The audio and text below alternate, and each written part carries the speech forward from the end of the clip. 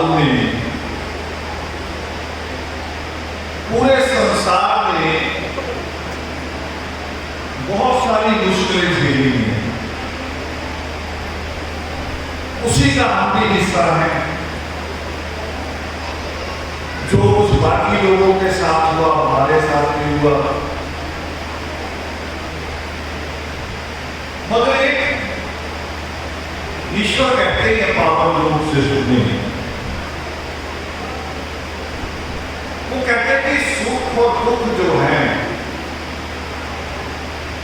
वो अपने आप में कुछ नहीं है, हमारे अनुभव करने पे हम उसको लेते कैसे हैं। कभी कभी लोग सुख को दुख बना लेते हैं। उसकी छोटी सी मिसाल दूं, अगर 3-4 औरतें बैठी हैं और कोई एक दुखी है, उसमें से कोई पति से, सास से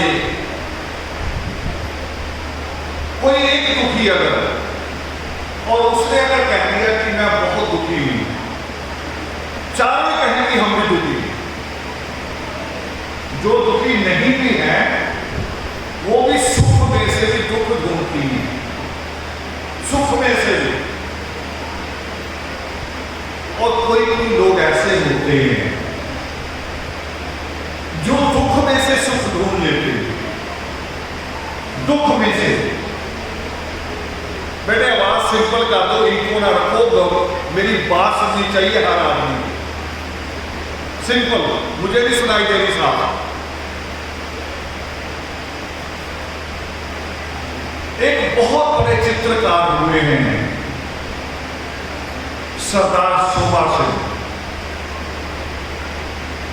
पहले उन्होंने जैसे चित्रकार हम चित्र बनाते हैं ऐसे चित्र बनाए, और बाद में पता नहीं कहां से दिमाग डाइवर्ट हुआ कि उन्होंने सिख इतिहास के चित्र बनाने शुरू किए। गुरु गोविंद सिंह का, गुरु तेग बहादुर का, गुरु नानक देव का, यानी जितने चित्र पॉपुलर हैं सबसे ज्यादा वो सरदार शोभा सिंह के बने हुए। मगर उसकी एक कहानी है, उस कहानी को आपने भी समझना है। वो जब पेंटिंग बनाते थे, आमतौर पर अगर आपने देखा हो पेंटिंग करने वाले लोगों को, या खड़े होकर बनाते हैं या स्टूल रख लेते हैं, बैठ जाते हैं। स्टैंड होता उनके पास, ऊपर नीचे कर लेते हैं पेंटिंग में। शोभा सिंह बैठे स्टूल पे बैठ के बनाया करते थे, और जब बैठते थे तो एक पांव घुमा के नीचे कर देते थे और पेंटिंग बनाने लगते थे। घर के लोगों को उन्होंने कहा हुआ था, मेरे साथियों को भी पता है, घर के लोगों को भी, मेरे साथियों को भी, जब मैं लिखने बैठता हूं, कोई आर्टिकल लिख रहा हूं, कोई किताब चेक कर रहा हूं, फिर मैं अपने कमरे में नहीं किसी को आने दूं। फिर मैं कह रहा हूं बिल्कुल कोई डिस्टर्ब नहीं करेगा, मैं ही उठूंगा, मैं ही आवाज दूंगा, तब आओ। फोन दिक्कत देते हैं, कई बार फोन बंद करना पड़ता है। बड़ी अच्छी लाइन बनी होती दिमाग में, फोन की घंटी बजती, पूरी लाइन हो जाती है। अभी कल एक लाइन में लिखते लिखते रह गया, लिखूंगा उसके ऊपर, मैं अचानक दिमाग में आया, उससे पहले एक पंजाबी डॉक्यूमेंट्री देखी मैंने, छोटी पिक्चर। तो लड़की कह रही अपने पिता से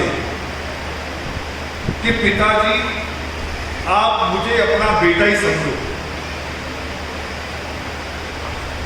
वो चित्र देखा मैंने, बंद भी कर दिया, मैं अपने काम में लग गया।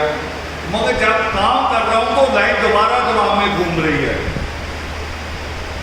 कि बेटी ने कहा कि पिताजी मुझे अपना बेटा ही समझो। आपकी बेटी भी कहती होंगी, कई माँ बाप भी खुद कहते हैं कि तू मेरा पुत्री है, मेरा बेटा ही है। मगर मुझे उससे आगे की लाइन याद आई। मैं थोड़ा उससे आगे गया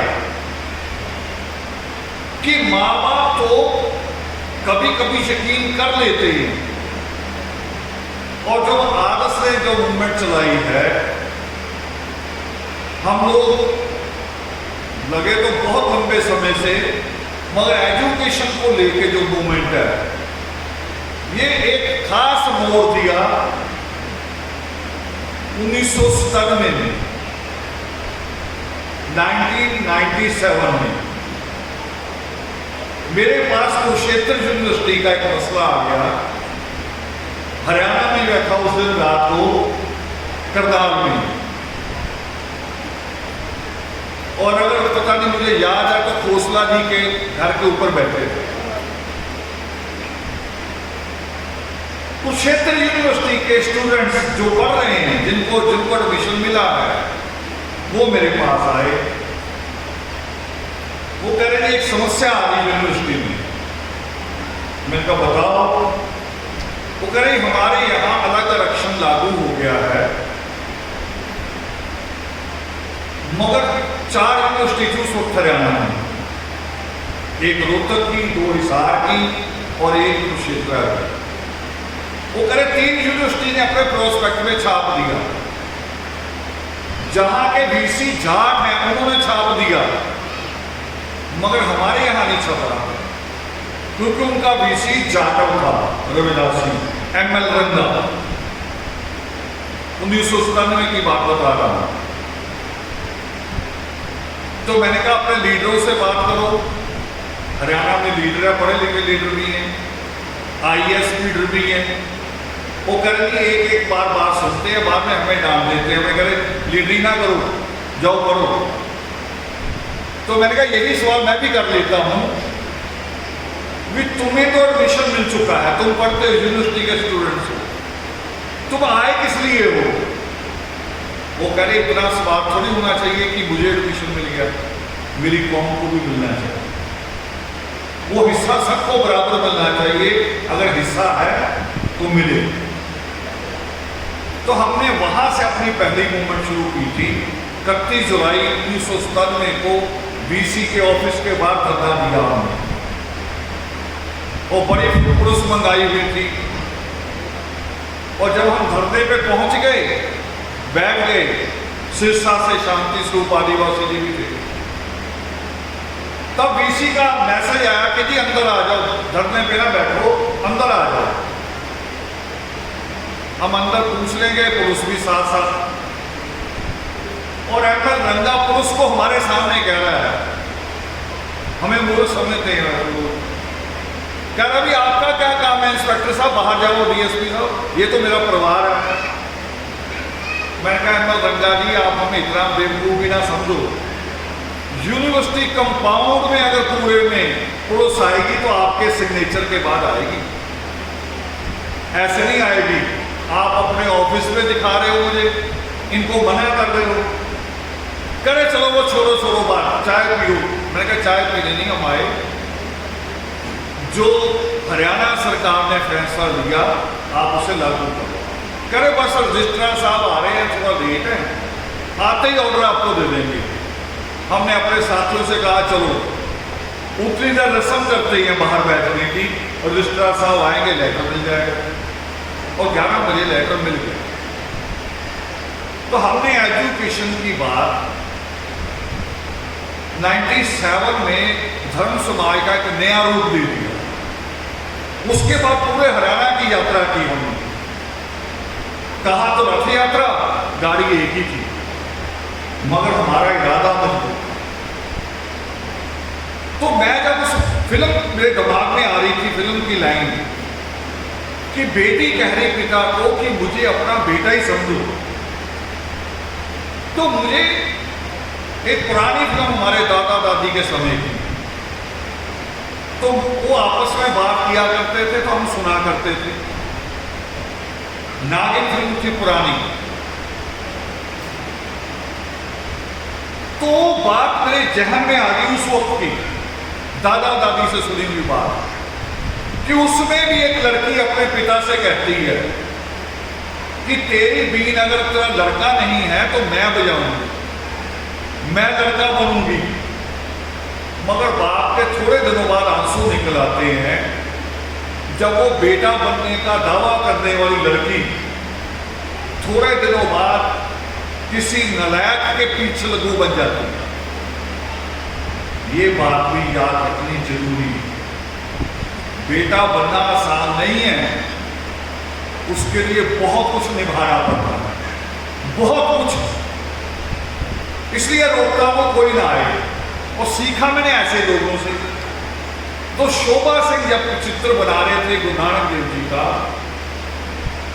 और बकायदा पंडितों से पूछा कि हाथ की रेखाएं क्या हो सकती हैं,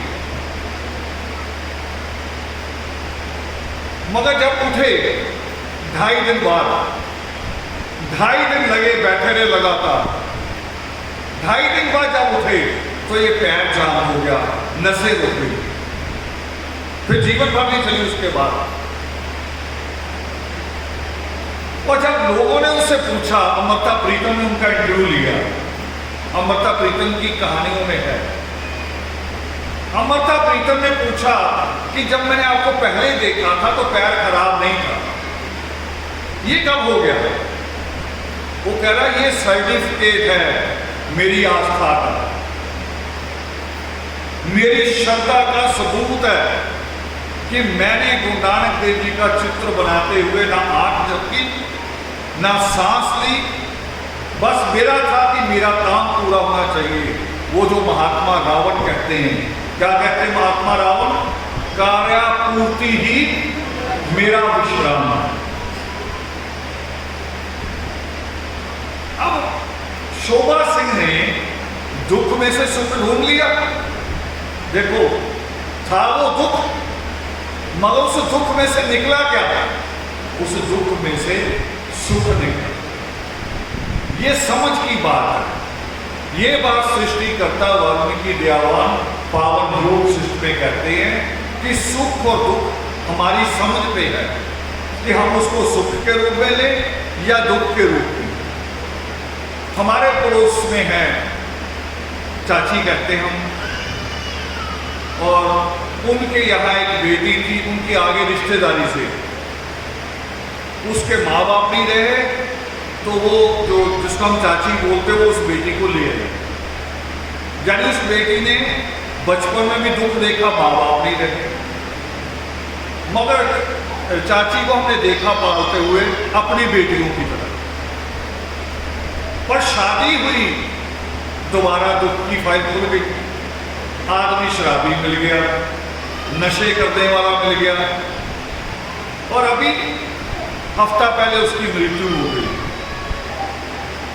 रक्षाबंधन के दिन ज्यादा पी होगी। और मैं जब चाची से मिलने के लिए गया तो मैंने जब उठा, लास्ट शब्द कहे, मैंने कहा शायद उस बेटी का दुख कट गया, इस दुख में से अब सुख ढूंढो। आपने मैंने कहा आप बताया कि उसका बाकी परिवार बहुत अच्छा है, सास ससुर बहुत अच्छे हैं, घर भी बहुत बड़ा है, तो फिर गलत तो एक ही था, दुख तो एक ही था, वो निकल गया। अब चाहे उसको रोते रहो और चाहे इसको ये मान के चलो कि दुख खत्म। समझ पे कि हमने कैसे लेना है। तो जब दुनिया में कोरोना फैला, दुनिया ने कहा बहुत बुरा हुआ, बहुत बुरा हुआ, कोरोना की बीमारी आ गई, कोरोना फैल गया। शुरू में हमें भी लगा, क्योंकि मैं भी आपकी तरह ही हूँ, शुरू में लगा वो सारे प्रोग्राम रद्द हो गए, बहुत जगह जाना था। कई लोगों को ऐसे जैसे शाहबाद आए हैं, हर साल आते, पिछले साल नहीं आए, सारी डेटें रद्द हो गई, विदेशों की डेटें भी रद्द हो गई। मेरे साथियों को देश की कम चिंता होती है, विदेश की ज़्यादा चिंता होती है, और मैं उनकी चिंता करता नहीं, क्योंकि वहाँ पूरे एक देश में 100 घर मिलेंगे ज़्यादा से ज़्यादा। मुझे शाहबाद में 500 घर मिल जाएगा, तो मेरे लिए पूरे एक देश से तो ज़्यादा बड़ा शाबाश है। मुझे तो चेंजिंग लानी, परिवर्तन लाना है, और वो परिवर्तन कहाँ आता है? मुझे वहाँ काम करना है। मैं श्रीनगर देखने नहीं गया अपने जीवन में अभी तक, जहाँ मेरा काम नहीं वहाँ गया नहीं। जम्मू तक जाता हूँ, उधमपुर जाता हूँ, वहीं से लौट आता हूँ। नगरोटा गए हैं, जहाँ से ये हेलीकॉप्टर का ट्रेनिंग होती है, मगर जहाँ तक मेरा काम होता वहाँ तक जाता हूँ, बाकी लौट आता हूँ। तो बैठे बैठे ख्याल आया कि कोरोना में ईश्वर अवसर दे रहे हैं शायद। दुख तो है मगर अवसर भी दे रहे हैं, और वो अवसर मिला इन किताबों के रूप में। ये अवसर है वो। और अभी यही नहीं है, 2 अगले महीने आ रही हैं, और ये भी नहीं, 60% काम योग वशिष्ठ के ऊपर भी हो गया। और होना नहीं था। अगर कोरोना नहीं आता तो मैंने बैठना नहीं था, मेरे टूर बने रहने थे, और इन कामों के लिए बैठना पड़ता है। कभी कभी तो 1-2 दिन दिमाग तैयार ही नहीं होता भी करना क्या। दिमाग को कंट्रोल करना पड़ता है, यहाँ लाना पड़ता है कि यहाँ आ जा, फिर दिमाग तैयार होता है, पूरा शरीर तैयार होता है, क्योंकि कंट्रोल तो यहाँ है। और यहाँ भी है, जो अपने गुलाम होते हैं दिल के या अपनी आदतों के, उनका कंट्रोल यहाँ होता है दिल में, और यहाँ से चाहो तो यहाँ से भी हो जाता है। तो इसलिए कहते हैं कि दिल और दिमाग दोनों पे कंट्रोल करना चाहिए। तो हमने कंट्रोल किया, जो कमी थी हमने वो कमी पूरी की। लोगों ने मुझसे पूछा, हमने पिछले दिनों एक और काम किया, इसी कोरोना में हमने वेबिनार शुरू किए, फेसबुक ऑन करके टीचरों को बुला के अपनी अपनी जगह बिठा के उनका फेसबुक नंबर भी लिया, सारी दुनिया को बांट दिया लिंक कि मैथ का टीचर इतने बजे बोलेगा, ज्योग्राफी का टीचर इतने बजे बोलेगा, और फिर उसको हमने अपनी यूट्यूब पे भी डाला। और उसी दरमियान एक और नया काम दिमाग में आया भी, ये काम बैठे एक और काम हो सकता है। और वो आया कहां से? यहीं से। ये इसकी कभी कभी लोग पूछते हैं कि आप एजुकेशन की बात भी करते हैं, आप संघर्ष की बात भी करते हैं, आप सत्संग भी करते हैं। असल में पता नहीं लोगों को कि ना आदमी धर्म से अलग हो सकता है, ना अर्थ से अलग हो सकता है। सृष्टिकर्ता वाल्मीकि दयावान जब पुरुषार्थ की बात करते हैं, तो पुरुषार्थ को जब कहते हैं कि पुरुषार्थ कितनी तरह के हैं, तो पहला वो कहते हैं धर्म, दूसरा अर्थ यानी पैसा, तीसरा काम यानी गृहस्थ, ये पारिवारिक जीवन, और चौथा मोक्ष। तो जुड़ा हुआ है। और जीवन की अवस्थाओं के अनुसार मुझे लोगों ने सवाल करते रहे बहुत सारे। यही जब आज मैंने कट लिया अंदर आने के लिए, यहाँ पैलेस के लिए, तो वहाँ लिखा लाडवा रोड। पुरुषार्थी जी जानते हैं कि लाडवा से हमारे एक प्रोफेसर हैं, शायद इसी बोर्ड में, पता नहीं पिपली के बोर्ड में मिले थे एक दिन।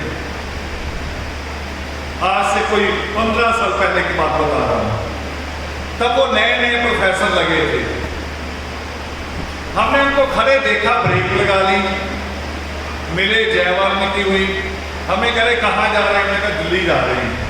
तो उसका जवाब क्या था हमारे प्रोफेसर का? मैं पता नहीं हरियाणवी ठीक है कि नहीं मिली। कह रहे वही तेल फूकते फिरा करो। मैंने कहा प्रोफेसर है, कुछ कहना है मुझे, समझना। कह रहे ऐसे ही तेल फूकते रहते हो। मैंने कहा ठीक है। अब मैं उसको उपयोगिता बता रहा हूं। आज मैं देख रहा हूं, आप भी देख रहे होंगे, हमारे परिवारों में होता आमतौर पे कभी कभी कोई लड़की ईसाई परिवार से हमारे यहाँ आ जाती है। हमारा बाप चाहे वाल्मीकि सभा का प्रधान हो, मगर ईसाई लड़की एक आके पूरे परिवार को बदल देती है। ये आपको भी एक्सपीरियंस होगा। और ये नहीं कि बहुत पढ़ी लिखी होती है, कोई तो 8 पढ़ी होती है, असल में उसकी धर्म की पढ़ाई पूरी होती है। धर्म की पढ़ाई वो हर प्रचेतावार को चर्च जाती है माँ बाप के साथ, बाइबल लेके बगल में दबा के। हफ्ते में 1-2 बार पादरी उनके घर आ जाते हैं, वो बाइबल की कोई ना कोई कहानी सुनाते हैं, दिमाग भरता चला जाता है। और जानते हैं, अदालत में जो केस चलता है उसमें कोई एक सच्चा होता है, कोई एक झूठा होता है। अदालत के केस में एक सच्चा होता है, एक झूठा होता है, मगर जीतता कौन है हर बार? हर बार जरूरी नहीं कि सच्चा जीत जाए, हर बार यह भी नहीं कि झूठा जीत जाए। कौन जीतता है? जिसका वकील ज्यादा बोल सकता है,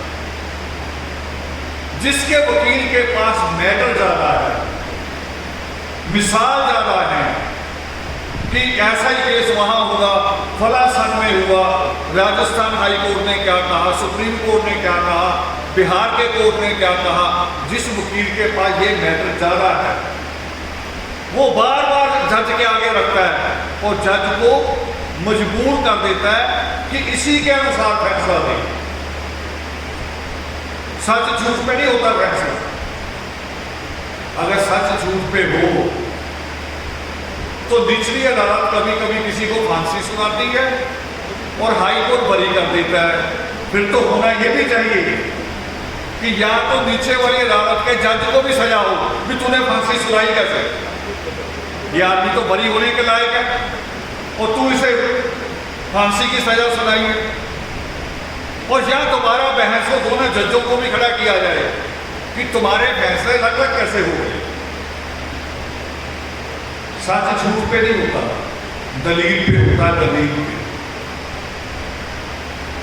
पिछले चुनाव से पहले, पंजाब के पिछले चुनाव से पहले एनडीटीवी इंडिया की एक टीम पूरी पंजाब आई।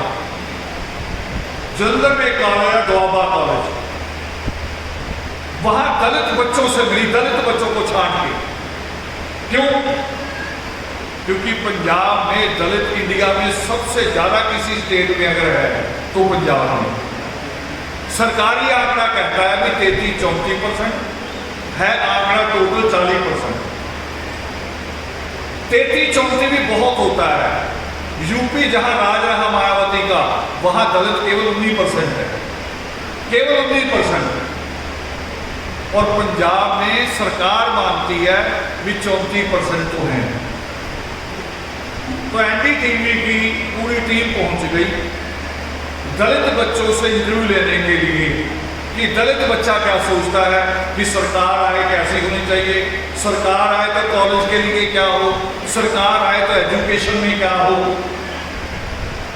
ये दलित बच्चे को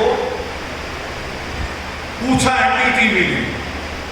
मगर मैं शर्मिंदा हूं उस बात के ऊपर, शर्मिंदगी के साथ कह रहा हूं। मेरे पास सूचना आई, आप बैठने के जा रहे हैं? अच्छा ठीक। बेटी जी ने सूचना दी है, जो मुख्यमंत्री जी के सलाहकार हैं, मेरे आने से बहुत समय से पहले से बैठे हैं। इन लोगों ने मुझे लेट कराया, वहां होटल में बिठा के रखा हो, मैं तो आ गया था समय पे। वो कह रहे हैं कि इस योगामृत के लिए अपनी तरफ से 24,000 रुपए का सहयोग वो दे देंगे। हमेशा रहा है, पहले भी रहा है। तो हम जो बात कर रहे थे कि जब इंटरव्यू लिया एनडीटीवी ने दलित बच्चों का, एक भी वाल्मीकि बच्चा कैमरे के आगे खड़ा नहीं हो पाया। अनमोल जी याद है आपको? देखा होगा आपने भी देखा होगा, आपकी माता जी ने भी देखा होगा, याद होगा। एक बच्चा भी वाल्मीकि मजहबी दोनों कैमरे के आगे टिक नहीं पाया। और जितने रविदासी बच्चे थे जाटव, वो पूरी लिस्ट जैसे होते ना, लिस्ट रटी हुई भी हमारे लिए ये भी होना चाहिए, ये भी होना चाहिए, ऐसे बोल रहे। हमारे बच्चों के पास क्या है? हेयर स्टाइल, कपड़ों का स्टाइल। अब तो और मैं सुनता हूं घर जाके, वो कह रहे जी मेरा साबुन अलग है, बहन का अलग है, शैम्पू भी अलग अलग है। मैं कहूं कोई बीमारी है? अगर तो बीमारी हो तो स्किन की किसी को, फिर तो अलग अलग रखो। जब बीमारी नहीं है तो साबुन अलग अलग क्या मतलब? शैम्पू भी अलग अलग, पाउडर भी अलग अलग।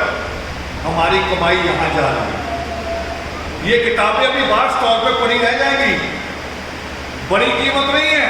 कभी जाओ बुक में, बाजार में, किताबों की दुकान पे, ये 150 पेज की किताब है, 150 पेज की वहां वाली किताब का रेट पड़ना कम से कम 350 हो, और ये 100 रुपया सिर्फ, क्योंकि इन्हीं पैसों से चल रही है।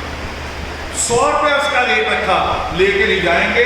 हाँ, क्रीम दिखाई देगी अगर रास्ते में, जो जिससे क्या होता है, वो जिससे बाल खड़े हो जाते है ना। मुझे तो लगता है जैसे कि नजला निकला हुआ हो किसी का, वो लगा लेते हैं। वो 200-300 की बोतल ले लेंगे। अब बताओ दिमाग इससे बनेगा कि उससे बनेगा? आप सोच के बताओ, दिमाग किससे बनेगा? एनडीटीवी की टीम आएगी तो बच्चा हमारा इसको पढ़ने के बाद उसके आगे टिकेगा कि वो जो आप शैम्पू और तेल लगाते हो उससे टिकेगा? किस चीज से टिकेगा? फैसला आपने करना है। हमारी आदतें खराब हैं। तो मेरे सामने सवाल था कि 8वीं पढ़ी हुई ईसाइयों की लड़की हमारे पूरे परिवार को बदल देती है। लड़ाई भी नहीं होती, क्लेश भी नहीं होता, और हमारी पढ़ी लिखी हो तो टीचर, कोई प्रोफेसर, कोई वकील भी घुटने टेक देती ना जी, कह रही उनके यहाँ तो वो ना झूठते हैं, तो मैं 2-4 बार तो मैंने मना कर दिया, अब रोज तो कहीं अच्छा नहीं है, फिर मैंने भी मथा टेक दी। मैं हैरान होता हूं ये क्या है, पर मैं हैरान ही नहीं होता हूं, मैं उससे आगे जाता हूं, सोचता हूं भी कमियां कहां कहां है, हमारी कमी कहां है। हमारी कमी वहां है, अभी एक संत आके बैठे थे, इससे ये अर्थ लो कि ये किसी मंदिर के संत होंगे, और मंदिर सुबह भी खुलता है, शाम को भी खुलता है, गुरुद्वारा सुबह भी खुलता है, शाम को भी खुलता है, मस्जिद 5 बार लोग जाते हैं नमाज करने, और हमारा वाल्मीकि अनंत कितनी बार खुलता है? कितनी बार खुलता है? साल में 1 बार, वो भी श्रद्धा से नहीं, शर्म से, कि लोग क्या कहेंगे। बोल दो, प्रसाद कर लो, और होता क्या वहां? भंडारा। घर भी खा रहे, वहां भी खा रहे, तुम्हें और कोई काम ही नहीं। घर भी खाए जा रहे, वहां भी खाए जा रहे हैं। मैं कल एक वीडियो देख रहा था बच्चों की, पक्षियों की, और पक्षी के बच्चे अंदर से निकले, और पक्षी फिर जा रहे हैं, कीड़े वगैरह चुप के ला रहे हैं, उनको दे रहे हैं। मगर मैंने देखा वो अभी ऐसे गिराए, उसने गिराने के बाद कैमरे में भी नहीं आते, एकदम खा जाते हैं बच्चे, बड़ा। मुझे लगा मेरी कौम में इसमें कोई फर्क ही नहीं, लंगर रखो उसी को बड़ा है। कुछ तो पतीले खड़े बर्तन लेके खड़े हो जाते हैं, इसको भी भर दो, नहीं शाम को भी खाएंगे। प्रसाद से नहीं, ईद से कुछ नहीं होता, लंगरों से। गुरुद्वारे के बाहर भिखारी कुत्ते बैठे रहते हैं, वो 10 साल पहले भी भिखारी, 10 साल बाद भी भिखारी, खा रहे लंगर। मंदिरों के बाद भी लोग बैठे हैं, सारा दिन प्रसाद खा रहे हैं। बताओ उनका क्या बदला? प्रसाद है क्या असल में? प्रसाद तेरा गुणगान है और संगत तुम्हारा। प्रसाद कुछ और है। प्रसाद वो है जो परमात्मा की कलम से आया है, जो परमात्मा की कलम से आया है, प्रसाद वो। तो हमने एक क्लास शुरू की, फिर ये सोच के कि हमारी बेटी मार क्यों खा रही है, हमारी बेटी कल जज बनेगी और जाके, जैसे मुझे हैदराबाद एक परिवार मिला और आर्मी का ऑफिसर, रिटायर्ड आर्मी, मगर आर्मी से ऑफिसर जरूर बन जाते हैं, इनका दिमाग खूब नहीं बनता, हमारे लोग अकल वहीं रहती।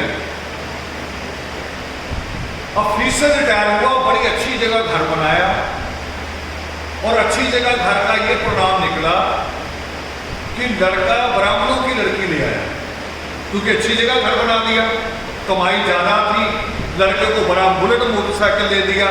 वो लड़की को समझ नहीं थी है क्या है, वो बुलेट मोटरसाइकिल के पीछे लग गई। तो बाद में मुझे बता क्या रहे गर्व के साथ, ये वीडियो वो भी सुनेंगे, जाएगा वहां तक,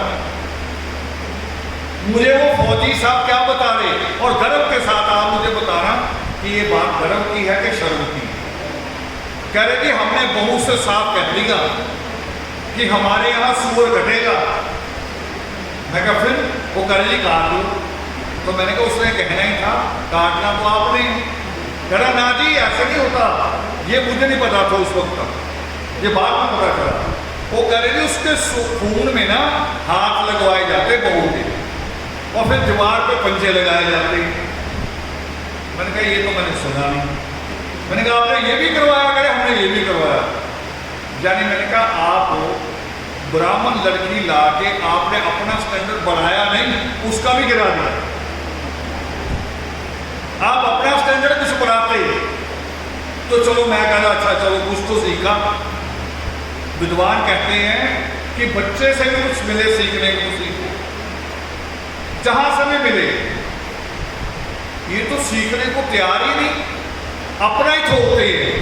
और है क्या, हमारा जितना ज्ञान है हमारे पास वो सारा कूड़ा है, सारा कूड़ा है। क्या क्या है अब देखो बता देता हूं। यहां बड़ी बूढ़ी औरतें भी बैठी होंगी, कोई बीमार लड़का हो जाए ना, लड़का बड़ा कोई बीमार, चोट लग जाए, एक्सीडेंट हो जाए, उसकी खबर लेने जाएंगे और क्या कहेंगी कि तुम्हारा पता चला मुझसे रहा नहीं गया और तेरे को जो सीढ़ी चढ़ के आना पड़ा, मेरे तो चला नहीं जाता घुटनों से। ये सारी बातें करके तुझसे पता क्या कहेंगे कि तू ना ऐसे कर, फलानी चीज खा, देख तू घोड़े की तरह भागेगा। भी पहले तू तो घोड़े की भाग जा, सलाह देगी जाके। ऐसे शादी में सारे उल्टे काम कराएंगी, ऐसे मरने पे उल्टे काम कराएंगी, ऐसे जन्म पे उल्टे काम कराएंगी। स्कूल कभी गई नहीं पूरी कौम और सीखा सारा कुछ हुआ है, सारी पीएचडी है। ये कूड़ा है, अपना ज्ञान कूड़े की तरह बाहर फेंक दो। अब ज्ञान यहां से शुरू होगा, यहां से शुरुआत होगी ज्ञान की। अब वो कूड़ा फेंक दो। और तरीका है, ये नहीं कि आपको पढ़ना आना चाहिए, जरूरी है ये, कोई जरूरी नहीं। अपने बच्चों को बुलाओ, कोई छठी में है, कोई सातवीं में है, उसको बुलाओ। आपको पढ़ना आता तो भी बुलाओ, उसे कहो मेरे थोड़ा दर्द हो रहा, आंख में कचरा चला गया, ये जरा 2 पेज पढ़ के सुना बहाने से, ताकि उसके दिमाग में भी जाए और आपके दिमाग में भी। दोनों सुनो। सिख बच्चे को जब कोई पूछता है कि कितने गुरु हैं, कभी आज तक किसी सिख बच्चे ने कहा कि 6 हैं कि 7 हैं, मुझे याद नहीं। कहा किसी ने आज तक? एकदम कहेगा 10 गुरु। हर बच्चे को पता 10 गुरु। क्यों? क्योंकि उनकी दादी गुरुद्वारे ले जाती शाम, सुबह शाम, और वहां ग्रंथी ये बात बोलता है। ग्रंथी बार बार कहता है 5वें गुरु ने ये किया, 9वें गुरु ने शहादत दी, 10वें गुरु ने लड़ाई लड़ी। बच्चे को याद। अब हमने भी यही शुरुआत की, कोरोना का इस्तेमाल किया। देखो पहले वेबिनार, फिर नया इस्तेमाल शुरू की हमने लड़कियों की क्लास शुरू की, लड़कियों की, क्योंकि मुश्किल लड़कियों से आ रही थी। लड़कियों की क्लास शुरू की और क्लास शुरू करने के लिए करना क्या था? क्लास के लिए किताब चाहिए, बिना किताब के थोड़ी होगी क्लास। 3 किताबें हमारी आई हुई थी, 4 और आ गई, कितनी हो गई? 7। 2 और आ जाएंगी, कितनी हो जाएगी? 9। एक किताब पहले छपी थी करुणा सागर, वो 9वीं में शामिल कर दी, जोड़ दी। यानी 10 किताबों का मैटर आपके पास होगा प्रगट दिवस से पहले। तो हमने शुरुआत की डॉक्टर अंबेडकर से विमुख सफाई कामगार समाज। भी एक बेटी एक पेज पढ़ेगी, बाकी बेटियां व्हाट्सएप पे सुनेंगी, फिर उसके ऊपर बात करेगी कि इस पेज में उनको समझ में क्या आया। अगर नहीं आया तो भी कहेगी, अगर समझ आया तो भी बोलेगी। सारी क्लास को में ऐसे चलेगा, मगर 1 घंटे की क्लास होगी, ज़्यादा नहीं। 7 से 8 या 8 से 9 1 घंटे की क्लास चलेगी। और हम कामयाब हो गए। डर रहे थे कि क्या होगा, पता नहीं व्हाट्सएप पे कैसे चलेगा, इधर से लड़की बोलेगी, दूसरी को मिलेगा कि नहीं मिलेगा, दूसरी क्या करेगी। मगर 1 साल में हम कामयाब हो गए। और 11 अगस्त में हमने 11 मई में वहाँ जलंधर में 11 अगस्त को हमने उसका पहली वर्षगांठ थी तो 7 तारीख को, मगर हमें प्रचेतावाद चाहिए। तो 11 को थी। एक भी पैसा धर्म समाज के मेंबरों से नहीं लिया, उन लड़कियों ने। हैं धर्म समाज परिवार की भी, मगर लड़कियों ने अपनी अपनी पॉकेट मनी इस्तेमाल की।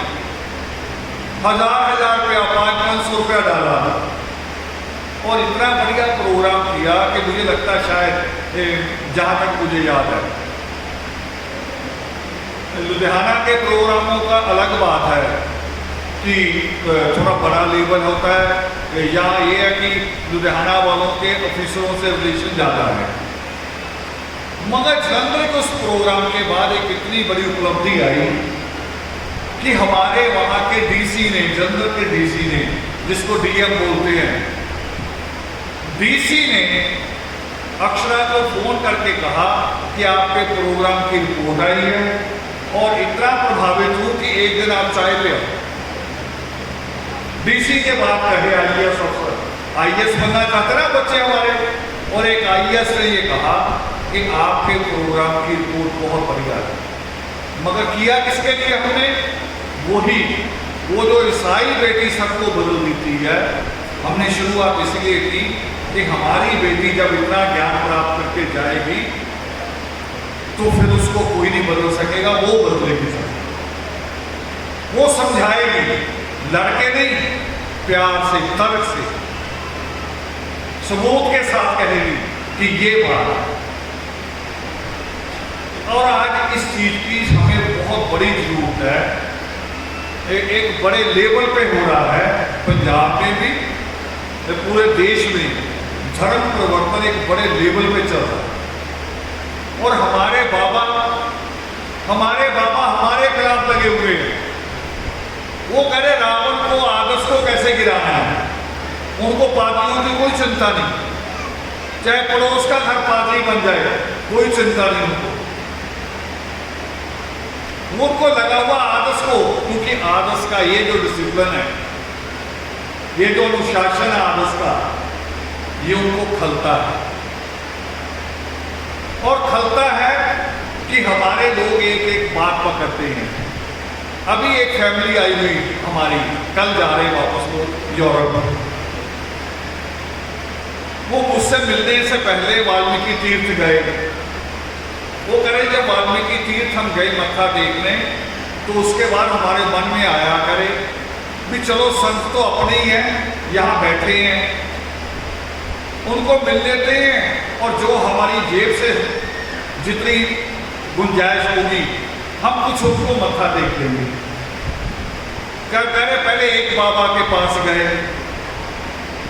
कह रहे उसके कमरे के बाहरी खराटों की आवाज आ रही, 9:30 बजे दिन में, सुबह का समय बता रहा हूं, 9:30 बजे खराटों की आवाज आ रही। ये अभी इसी हफ्ते की बात है। कह रहे हमने कहा चलो इसकी तो किस्मत सोई हुई है, अब वो दूसरी तरफ चलो जो लाल तख्त वाले हैं। कह रहे जब उधर गए वो कह रहे बाबा जी सो रहे हैं, आराम कर रहे हैं 10 बजे। कह रहे हमने सोचा बाबे अगर हमारे 9-10 बजे भी सो ही रहे हैं तो कौम को कौन जगाएगा, कौम को कौन जगाएगा।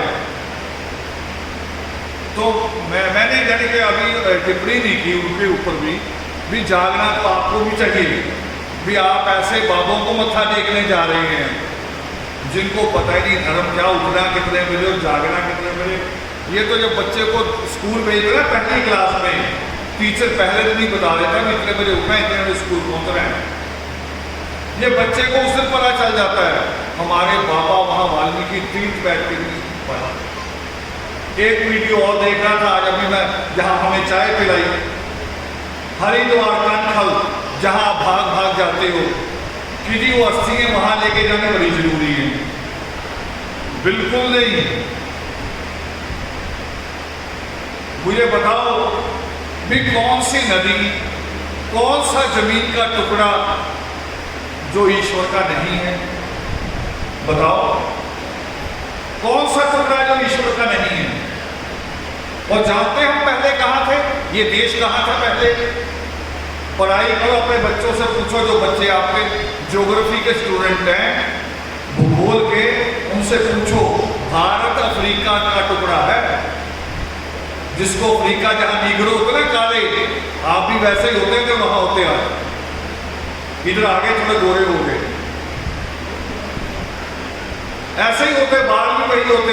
और मैं कहता हूं कई बार कि नीग्रो बच्चा लाऊंगा, तो जितने बच्चे हैं ये क्लासों क्रूसों वाले बड़े बड़े बड़ा गुस्सा करते, नीग्रो को लाके हम बच्चे नहीं है।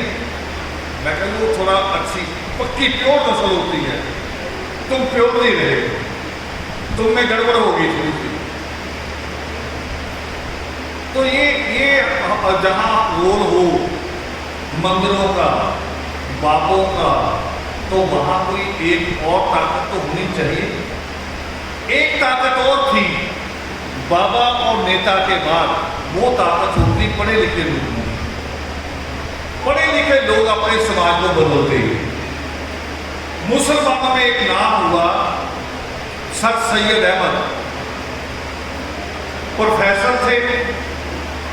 प्रोफेसर रहते ही एक सोसाइटी बना ली, एजुकेशनल सोसाइटी, हमारे जैसे नहीं जैसे हमारे लोग बनाते हैं।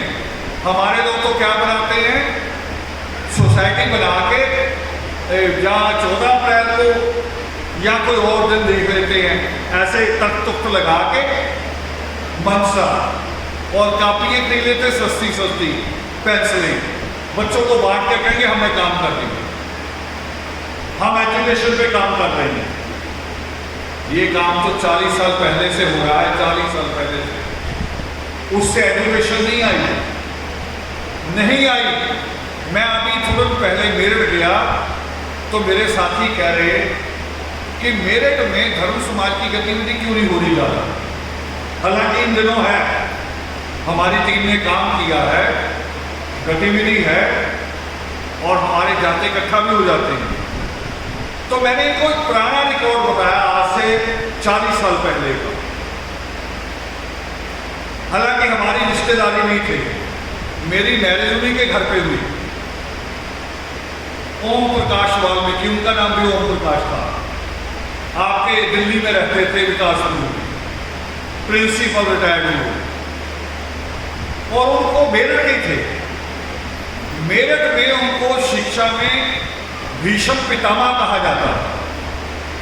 मगर भीष्म पितामह के अपने बच्चे क्या बने, उनका बड़ा लड़का कह रहे सुअर बाबू, भीष्म पितामह का लड़का। धर्म समाज में और इन एजुकेशनल सोसाइटियों में ये फर्क है।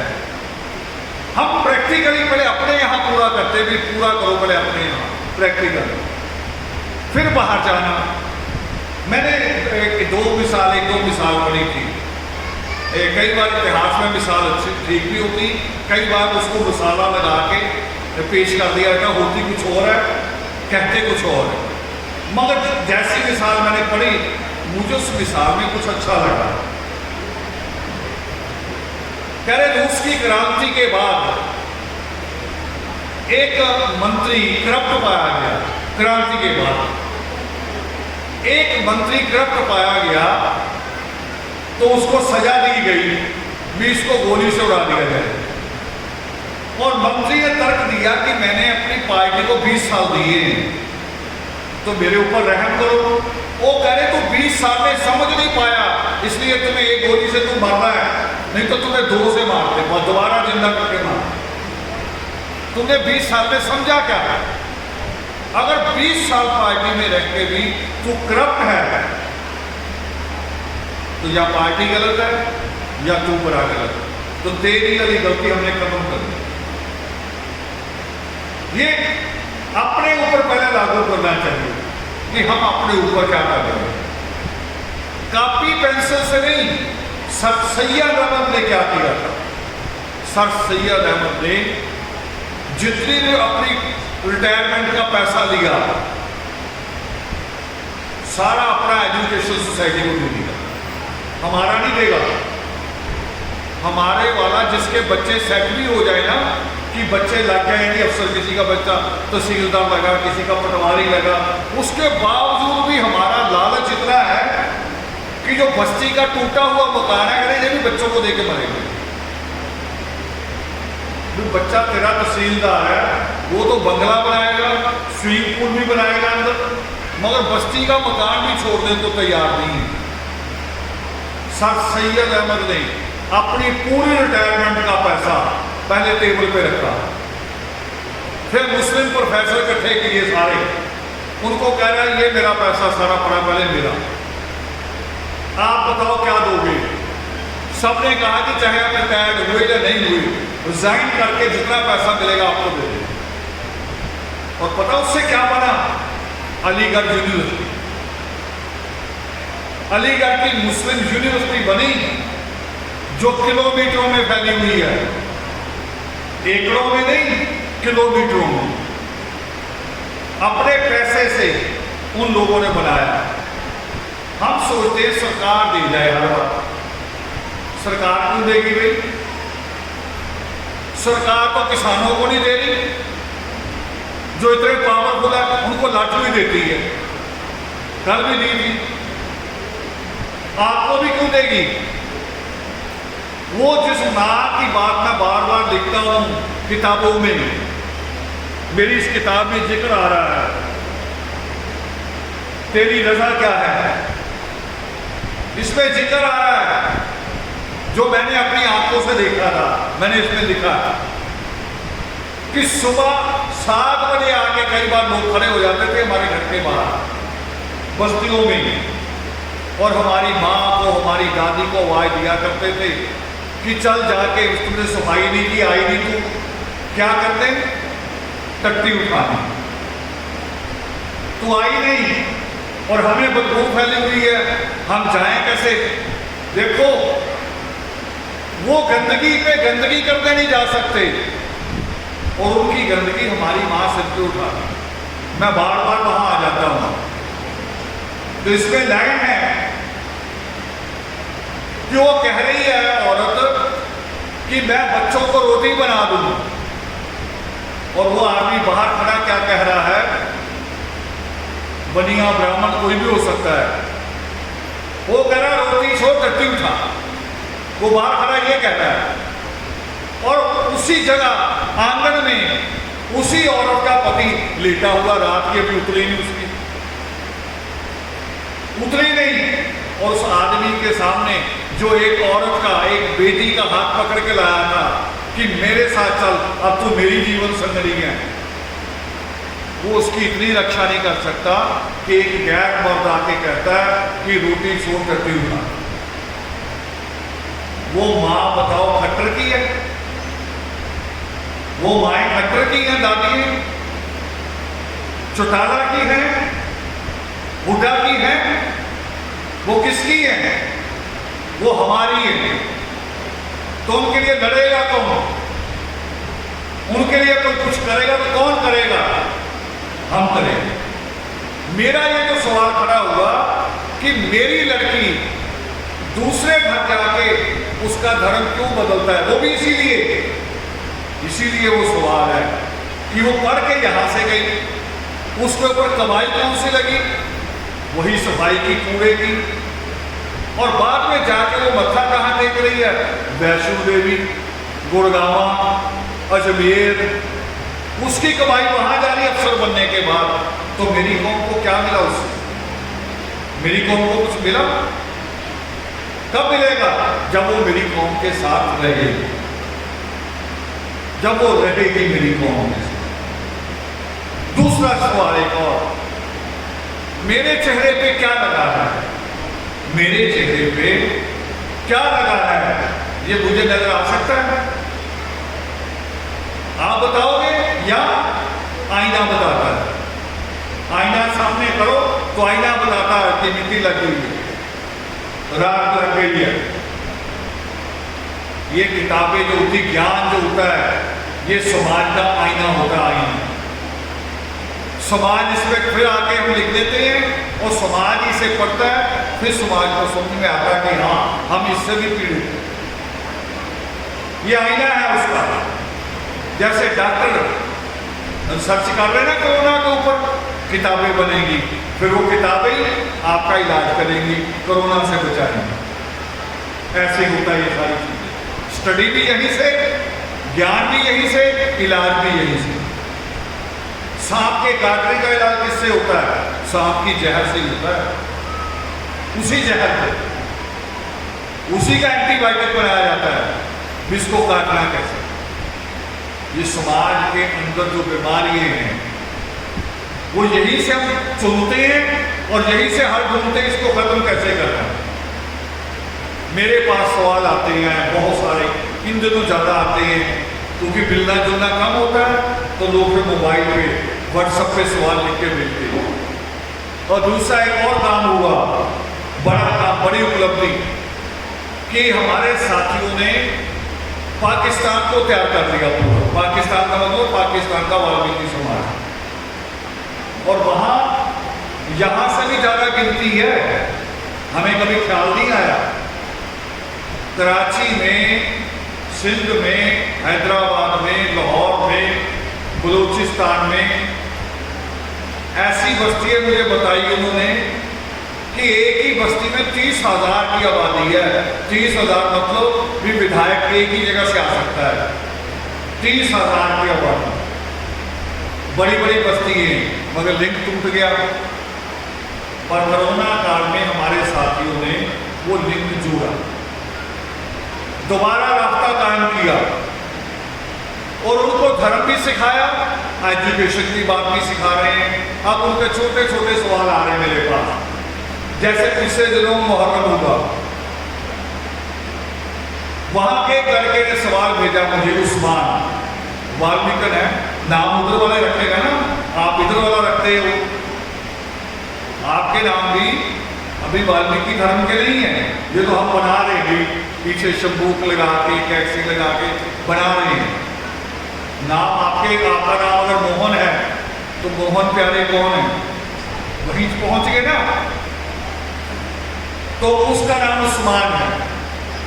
तो उसने ये सवाल किया मुझे, ऑडियो भेजा कि गुरुजी ये बताओ, ये जो मुहर्रम में रोश किया जाता है, वो अपने आप को सजा देते हैं, ये करना चाहिए? मैंने कहा तुम्हारा सवाल गलत जगह से है। तुम्हें ये पूछना चाहिए कि क्या ये हमारे आदि धर्म का हिस्सा है? सवाल ये है असल में। और मैंने कहा सवाल गलत भी नहीं है तुम्हारा, क्योंकि मैं जहाँ रहता हूँ भारत में, यहाँ नवरात्रे करते हैं, वो मुहर्रम करते हो तुम, ये नवरात्रे करते हैं। नवरात्रों में प्याज छोड़ देंगे, गाली देना नहीं छोड़ेंगे, देखो बुरी नजर नहीं छोड़ेंगे। और मुझे एक चुटकुला याद आया, चुटकुला नहीं वैसे सच है। पंजाब के गायक हैं एक वडाली ब्रदर्स, सुने होंगे आप। उनको किसी जगराते वाले ने बुक कर लिया, वो चले गए। तो कह रहे नहीं आपको 11 बजे के बाद टाइम देंगे मंच पे, जब भीड़ पूरी हो जाए, पहले आप खाना वाना खा लो। पहले लाओ भाई, खाना आ गया, पूरी बनी हुई, कड़ाह बना हुआ, पनीर बना हुआ। वो कह रहे ये क्या है, मुर्गा नहीं है? वो कह रहे जी जगराते को ऊपर जाना अपने मंच पे, मुर्गा कैसे खाओगे? वो कह रहा देवी का शेर कद्दू खाता है। बताओ, नवरात्रों में कद्दू खाता है? जब वो खाता है तो हम भी खा के चलेंगे, हम शेर से कम थोड़ी है। चंचल 2 बोतलें पी के चला करता था, जब तक 2 बोतल ना पी ले उससे जगराता नहीं होता। और आप पूछे जा रहे हो, आप सोचते पता नहीं कितनी बढ़िया काम हो रहा है। कोई बढ़िया नहीं हो रहा, आपकी जेब से पैसा निकलवाया जा रहा है। अपनी जेब का अगर पैसा निकालो तो सर सैयद अहमद की तरह निकालो। ये सोच के निकालो कि हमने क्या करना, उससे कोई बड़ी चीज बन के सामने आई। हमने 30 साल हमने मना किया कि आश्रम मंदिर कुछ नहीं बनाएंगे। 30 साल हमारा नारा था कि पहले पुजारी फिर मंदिर। अगर पूजा करने वाला नहीं है, मंदिर बना क्या करोगे, तो है ही है बस्तियों में। जब हमने ये काम पूरा कर लिया आस्था का, आज हम कहते हैं कि अब हमारा आश्रम होना चाहिए। अब हम कहते हैं अब होना चाहिए। पहले 30 साल नहीं कहा, अब 10 सालों से कह रहे हैं कि हम बनाएंगे। एक जगह ले भी ली अमृतसर में, और लेने का प्रयास भी कर रहे हैं। और वो क्या होगा, दिल्ली में कोशिश कर रहे हैं। क्या होगा दिल्ली में जो बनेगा, वो रिसर्च सेंटर होगा जो दिल्ली में बनेगा। दुनिया में जितनी तरह की रामायण है, चाहे ठीक है या गलत है, जितनी तरह के योग सिस्टम है, जितनी तरह का गलत लिटरेचर है, चाहे हमारे पक्ष में है चाहे विपक्ष में है, वो सारा इकट्ठा करेंगे। वहां बड़ी लाइब्रेरी बनाएंगे, ऐसे ही 100 जितनी, जिसमें रैक ही रैक होंगे किताबों के। ऊपर कमरे बनाएंगे ऊपर स्टडी के लिए, वहां अलग टेबल लगेंगे स्टडी के लिए, उसके ऊपर कमरे होंगे लोगों के रुकने के लिए। हमारा रूप अलग होगा। हाँ, बाहर लॉन है, वहां परमात्मा की प्रतिमा होगी बड़ी, उसके आगे बैठ के ऐसा योगामृत भी होगा, नित्यनेम का पाठ भी होगा। यानी जिसको गुरु गोविंद सिंह ने कहा था कि मीरी और पीरी, शिक्षा और दीक्षा इकट्ठे चलेंगे, हमें आज उसकी जरूरत है। अल्लामा इकबाल का एक शेर कह के बात खत्म करूंगा। बहुत लेट करा दिया प्रोग्राम, मैं लगभग 12:15 हम शायद आ गए थे शाहबाद के बाद, और बिठाए रखा हमें, चाय पियो। जितनी जल्दी आए उतनी लंबी बात हो सकती, लंबी ना हो, 2 हिस्सों में भी हो सकती है। थोड़ा रिलैक्स देखिए, क्योंकि हम बहुत समय लगता है हमें इकट्ठा होने में। तो अल्लामा इकबाल की बात, अपनी जो आज मैंने बात कही, इसी से जुड़ा हुआ है पूरा। मुझे उनका वो शेर बहुत पसंद है। उन्होंने शेर लिखा, आज उसको थोड़ा तफसील से कहूंगा। आवाज के बिना करेंगे प्रसाद का काम। अल्लामा इकबाल कहते हैं कि अल्लाह से करे दूर, अल्लाह से करे दूर। अल्लाह का मतलब ईश्वर से तो हम दूर होते नहीं है कभी। अब इस लाइन को समझ लो, ईश्वर को हम कहते हैं कि वो कण कण में है। आदि पावन सत्या जो बनता है, बीज लगाते तो जब ऐसी चीजें निकलती ना, बिल्कुल आदि पावन सत्या की तरह ऊपर निकलता है तना, तो भी ऐसे निकलता है। मैं ये बात कर रहा हूं तो कितनी जगह आदि पावन सत्या बन रहे हैं, हर जगह, हाथों में, पत्तों में, हर जगह। और आदि पावन सत्या साबित करता है कि ईश्वर कण कण में, हर जगह विद्यमान है। फिर वो क्या है लाइन का मतलब? असल में अल्लाह नहीं। मैंने बहुत बार कहा पहले भी कि मैं रब रब रब रब करता रहूं अगर तो रब खुश होगा? बिल्कुल भी नहीं। ये नलायक बच्चे की तरह होगा जो नलायक बच्चा दादी जी कर रहा है। लायक बच्चा सुबह 7 बजे उठा, कॉलेज पहुंच गया, वो दादी जी करने को उसे मौका नहीं मिला। बताओ लायक कौन और नलायक कौन? जो सुबह 7 बजे कॉलेज चला गया वो लायक, या जो 10 बजे उठा और आके दादी को चूम रहा है, दादी के घुटने दबा रहा है, कभी उसके गले मिल रहा है, दादी कर रहा? बताओ लायक कौन? दादी है? बताओ। जो कॉलेज गया वो लायक, या दादी को जो लिपट रहा वो लायक? तो जब दादी को पता है कि लायक कौन है, जो दादी के कहे पे चल रहा है, ईश्वर के कहने पे चलना होगा, रब रब नहीं, अल्लाह अल्लाह नहीं। एक शायर एक जगह अपनी शायरी सुना रहा था, ये मैंने सुना, राहत इंदौरी से बात सुनी, पाकिस्तान कुवैत की बात बता रहे थे। वो कह रहे अभी शेर शुरू भी ना हो, एक आदमी बीच में से पहले ही उठ जाए, सुभान अल्लाह सुभान अल्लाह। वो आदमी फिर दोबारा शेर शुरू करे, वो फिर बीच में ही वो रुक गया शायर। वो कह रहा पहले तू कर दे। कह रहा इतना अल्लाह को याद कर रहा है, कोई बात नहीं, मगर सोच ले अगर अल्लाह ने याद कर लिया तो क्या होगा? रुक जा। तो अल्लामा इकबाल का कहना ये नहीं है। कहना क्या है कि जो उसका कहा है उस पे चल रहा। अल्लामा इकबाल का क्या लाइन थी? वो अल्लाह से करे दूर तो तालीम फितना। फितना कहते हैं, आप उसे समझे फिटे हो, लानत। बाकी डिक्शनरी में देख लेना। अल्लाह से करे दूर तो तालीम फितना, इमलाक औलाद जायदाद भी फितना, ना हक के लिए उठे शमशीर तो फितना। अगर तलवार करें आप बिना वजह उठा रहे हो, बिना धर्म के उठा रहे हो, तो वही तलवार भी गलत उठा रहा है। फिर आज अंतिम बयान में क्या कह रहे हो? वो कह रहे शमशीर तो क्या, नाराए तकबीर भी फितना। कह रहे अगर उसमें ईश्वर की बात शामिल नहीं है, ईश्वर का संदेश शामिल नहीं है, ईश्वर की करुणा शामिल नहीं है, ईश्वर जो कहते हैं कि आप उसमें प्रेम से रहो। कुरान जो कहती है कि आप जब खाना खाने लगे हो, सामने अगर बैठा आदमी है, उसके पास खाना नहीं तो आधा बांट दो उसको। असली तो धर्म ये है। असली धर्म वो थोड़ी कि नाराए तकबीर कहा तलवार उठा ली, नजायज ही किसी को मार दिया, वो नहीं है।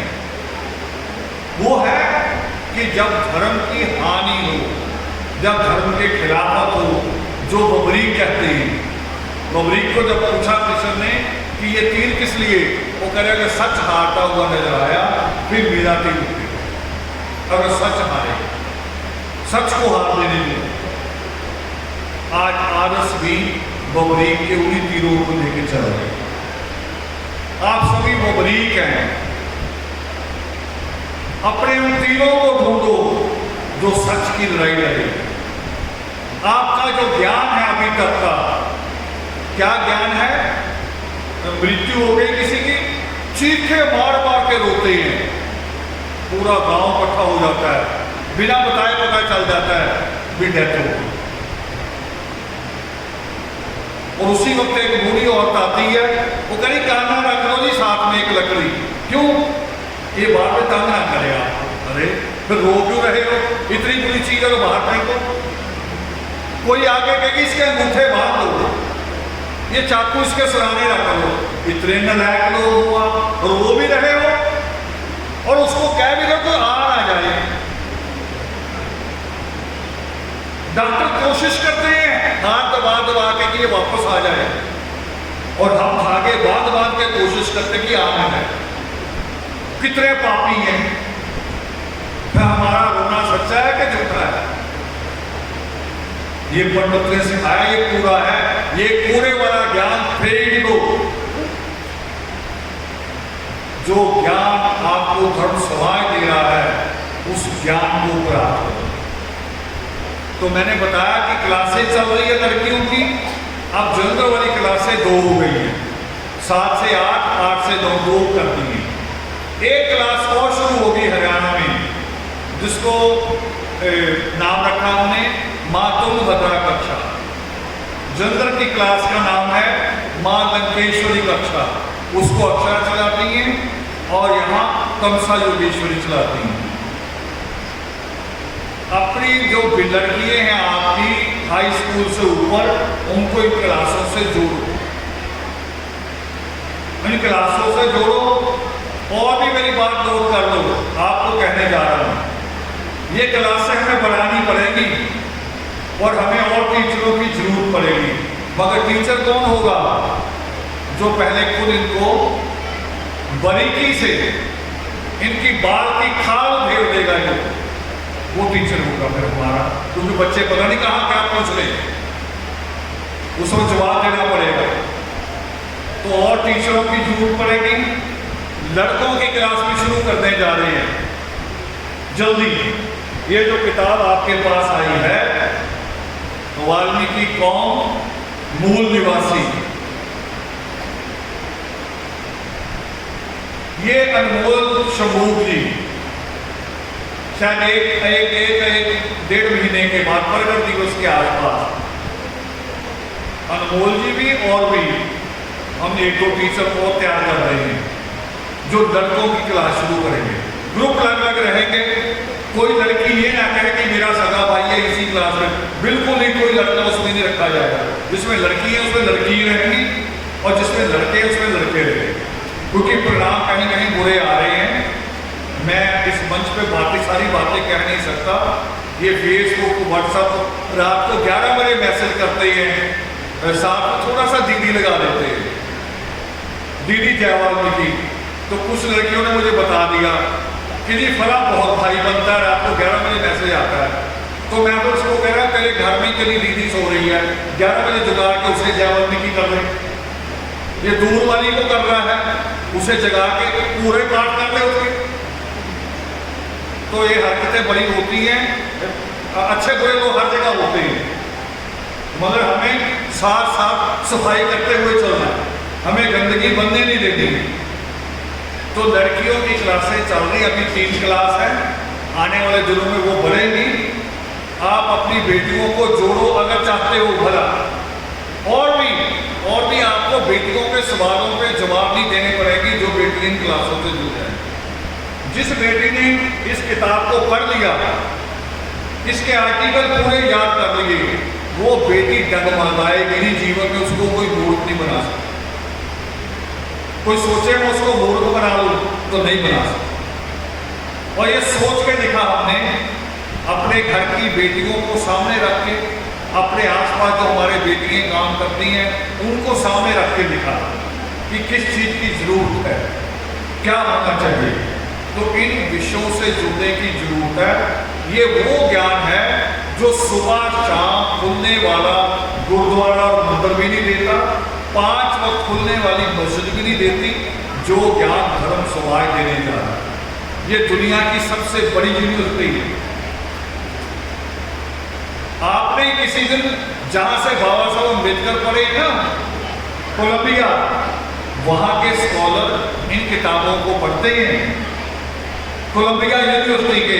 और एक दिन वहां के बच्चे कहेंगे कि दुनिया की सबसे बड़ी यूनिवर्सिटी आदि धर्म समाज आदर्श है।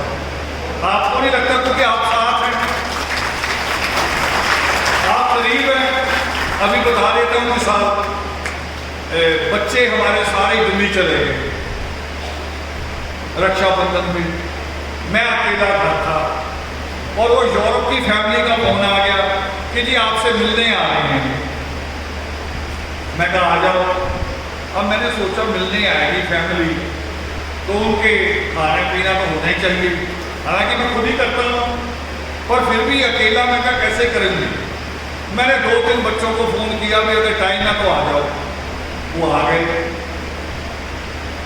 अब दिन भर मेरे साथ रहे, प्याज भी काट रहे हैं, लहसुन भी काट रहे हैं, तड़के भी लग रहे हैं, है ना, चाय भी दे रहे हैं मेहमानों से, सब काम हो रहे हैं।